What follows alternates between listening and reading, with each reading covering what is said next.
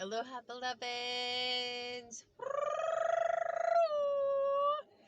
I'm here over at the Working Coast today. It's such a super rainy, stormy day. There's no way I could film outside, and I'm having a burning desire to share some downloads and information that have been coming through around communication and relationships and holding oneself accountable and learning deep lessons about transparency and authenticity in relating and expressing in intimate relationships.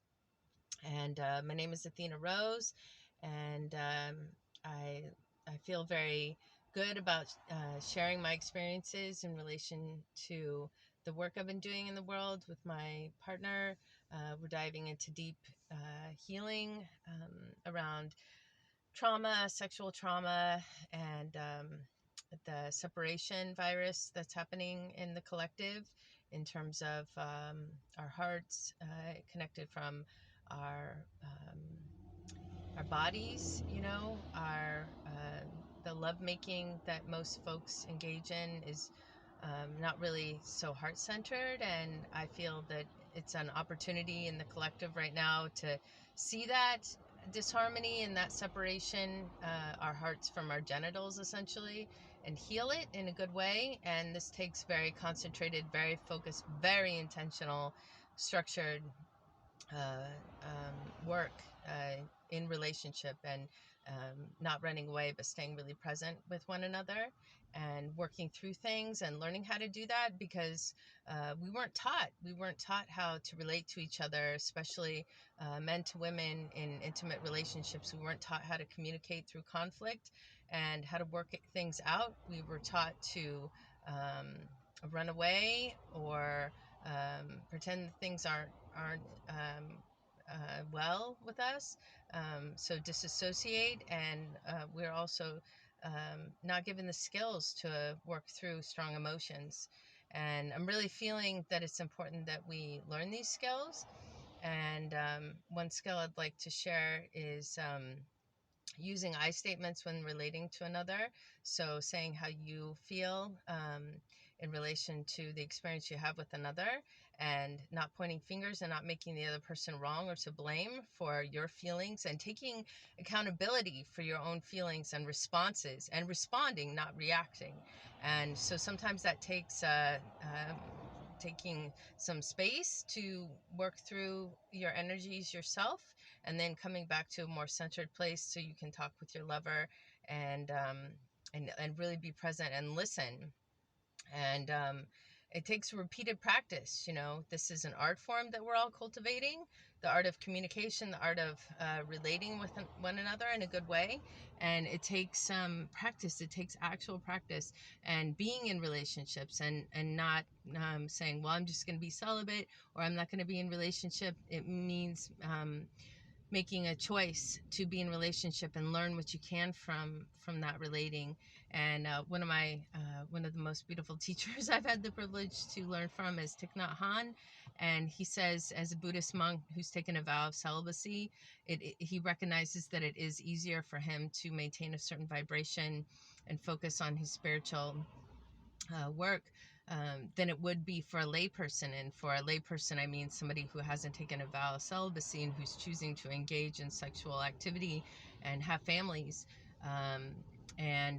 Yeah, he said that it's easier for him to do the spiritual work that he's doing than it would be for a layperson, because of all that entails. All the things that come up in relation to sex and to parenting, and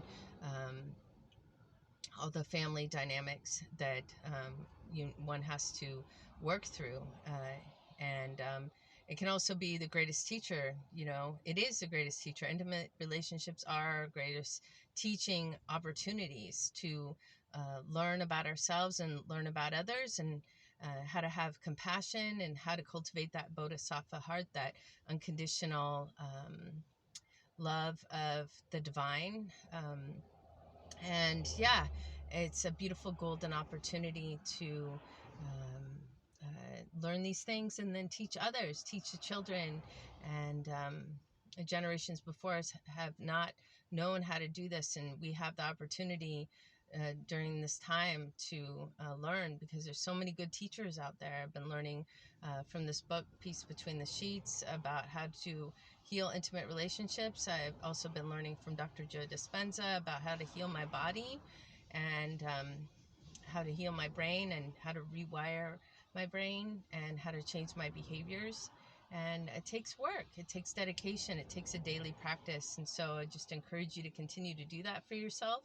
And of course, whatever you do for yourself is never a selfish act. It's always affecting and influencing the collective. And so it's a gift to all of us when you take care of yourself and when you do this work.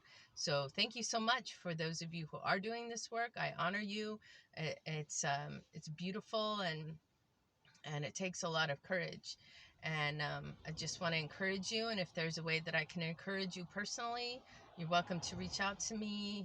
And I'd love to work with you, and hold space for you, and encourage you, and guide you, and help you, and give you some tools. And yeah, I use this platform to share my experiences in relation to this work. It's been very profound, very healing, very challenging. I'm noticing a lot's coming up for me in relationship to my intimate partner. A lot of wanting to play into the victim role again, and then noticing it more quickly, and correcting myself, and making assumptions about his thoughts in relation to me. And just learning how I can hold myself accountable for my triggers. And because we are accountable for our triggers, there's can be a lot of this, like, well, you triggered me, and so there's something wrong with you. But really, we have to take accountability for our own triggers, and we have to allow that trigger to be the medicine, the deep medicine, to unveil what it is that we need to work on for ourselves, and then do that work, and not blame others for what may be bringing that up, and be grateful to them for that deep trigger, that medicine, so we can see more of ourselves in relation to the whole. So thank you so much for tuning in. Blessed day. Enjoy the rain if you're here in Oregon, or wherever you may be. Enjoy this beautiful day. So grateful for the rain. So grateful for these extreme elements. We need the rain. And grateful for the water, of course, as always. And may it wash us clean. May it wash away whatever doesn't serve. May it allow us to flow, be flowy and transparent and clean and clear and beautiful in every way.